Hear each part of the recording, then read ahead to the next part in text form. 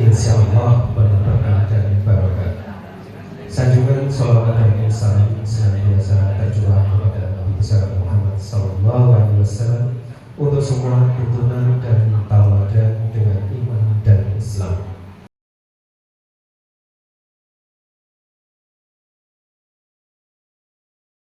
Selamat pagi, assalamualaikum warahmatullahi wabarakatuh. Oke, di sini ya, saya melanjutkan dari Pak Agus tadi yang sekarang sesi kedua. Mungkin perkenalan dulu. Perkenalkan, nama saya Ronggo Alif. Kemudian ada tim saya di sini, ada Pak Ervin dan Bu Paramita, gitu. Nah, mungkin kita bukan pelatihan ya Bapak Ibu, mungkin hanya sekedar sharing atau jatuh. Mungkin Bapak Ibu sudah paham sekali tentang Canva ini, karena ini hal yang sangat sering kita jumpai, apalagi sebagai pendidik gitu ya. Ketika kita membuat sesuatu pasti daripada kalau dulu pakai Photoshop atau Corel gitu kan agak ruwet gitu deh.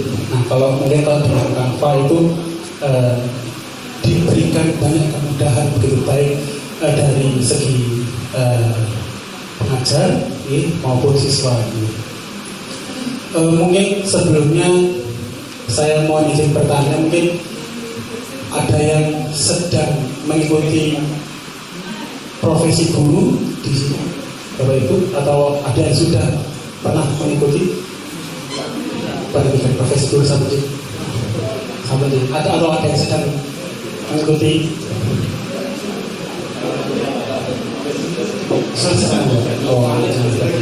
baik.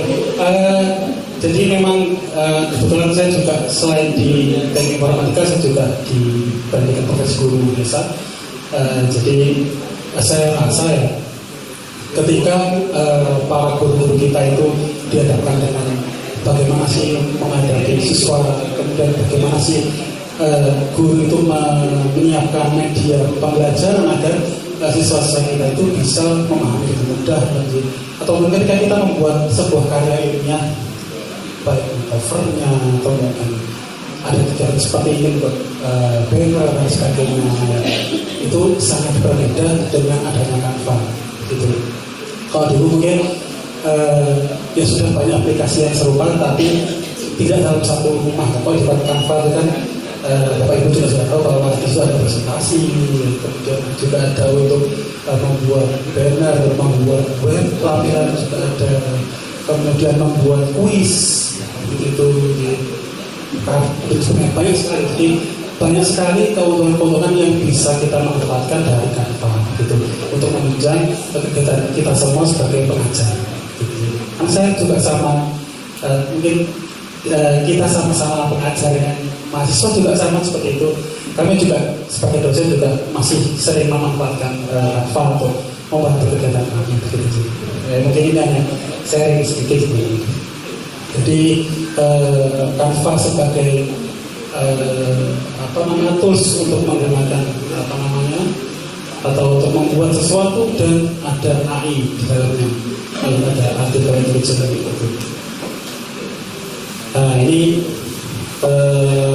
cara mengakses Canva-nya, bahwa Canva ini bisa diakses langsung, tapi harus membutuhkan internet begitu. Ini sama lah login dengan akun Google, ya. Itu hal-hal yang sangat wajar gitu. Nah, kemudian kalau kita sebagai pengajar atau guru di situ harus punya, ketika kita mendaftarkan Canva for Education, ya berarti bagi guru yang belum mempunyai akun belajar.id, ya untuk menggunakan Canva for Education harus mendaftarkan diri dulu dengan menyiapkan SK mengajar, SK PNS, ataupun sertifikat pendidik yang nantinya di-upload saat pendaftaran gitu. Jadi Pak Beda harus kalau tidak punya akun belajar ID, maka harus ada SK mengajar ataupun sertifikat pendidik atau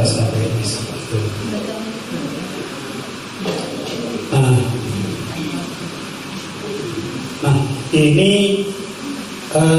atau langsung saja di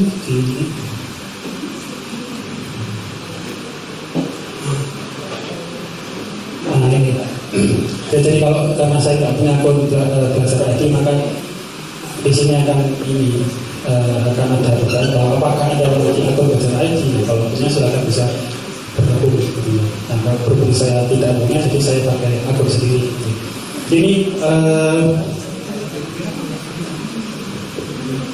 banyak hal yang bisa kita gali dari kantor gitu, lalu ada untuk media presentasi, ada media video, ada seperti buat kawat tulis untuk kita mengajar, membuat banner, gitu. Kemudian ada ketika kita membuat sebuah dokumen, entah itu covernya, butuh gambar-gambar ada-adanya, maka bisa diberikan gitu. Dan mungkin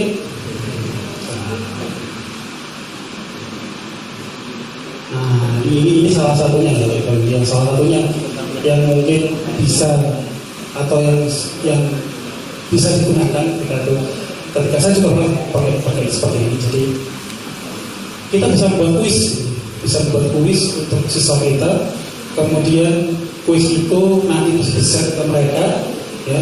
Kemudian kita bisa setting di situ. Ya, ini saya coba buka terkait dengan contoh soal di Bisuka misalnya. Nah, ini adalah ini cover depannya gitu. Ya, jadi bisa kita menambahkan halaman, kemudian ya, bisa kita pakai kategorinya, entah nanti membuat soal itu secara mudah, ada medium, ada difficult, ada yang susah begitu. Nah, kemudian bisa ditambah lagi misalkan, nah ini contohnya ada ronde 1. Ada pertanyaan sih. Nah, seperti itu pertanyaannya. Nah, kemudian ada pilihan misalkan terkait dengan betul atau salah. Nah, ketika betul, di set berikutnya bisa diberikan kalau jawaban betul. Di sini ada centangnya, dan di centang ini si siswa itu bisa sekalian belajar terkait dengan ternyata itu betul. Tentang pertanyaan tersebut dari mana ya, dari klik di mana di centang ini jadi klik kanan, kemudian kita tampilkan tautannya sehingga ketika siswa itu betul atau mungkin salah, dia bisa belajar. Kalau misalkan saya salah, dia betul gimana sih? Kita sebagai pengajar bisa memberikan link atau tautan terkait dengan materi yang sudah dibuatkan.